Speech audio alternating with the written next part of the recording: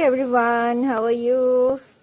So আজি আমি এইটো ঔটেঙা হয় ঔটেঙাৰে আমি মাছ বনাম তো চাই থাকক মোৰ লগত ঔটেঙাখিনি এনেকৈ কাটি ললো টুকুৰা টুকুৰ কৰি এতিয়া এইখিনি আমি অলপমান বইল হ'বলৈ দিম এয়া মাছ আমি এই ৰৌ মাছ দি বনাম ঔটেঙাৰ আঞ্জা ইয়াত ভাজি থকা হৈছে মাছটো আজি অলপ শাকো খাম আমি লাই শাক হয় এইবোৰ আৰু মা অলপ তৰকাৰীও বনাই আছে এনেই দেখুৱালো আৰু আপোনালোকক এনেকৈ বইল কৰি লৈছো ঔটেঙাখিনি এতিয়া এইখিনি অলপ পিটিকি দিম হাতেৰে এনেকৈ অলপ পিটিকি ললো আৰু তেলত আমি পাঁচফোৰণ আৰু সৰিয়হ দিছো তাৰপিছত এতিয়া ঔখিনি দি দিম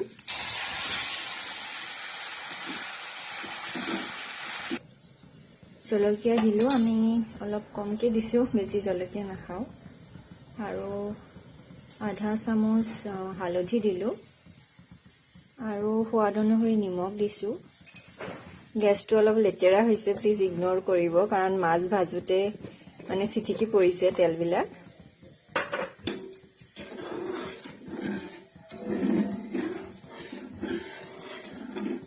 এতিয়া মাছ দিলো এতিয়া আমাৰ মাছ দিয়া হৈ গ'ল এতিয়া এইখিনি ভালকৈ আমি বইল হ'বলৈ দিম 10 মিনিট মানৰ কাৰণে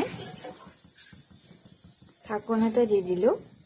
এইখিনি হাই ফ্লেমত বইল হ'ব দিব উতলিব দিব আমাৰ উতলি আছে ধুনীয়াকৈ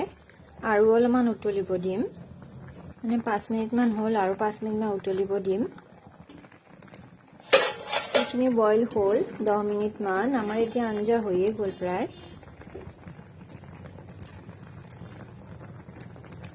চাওক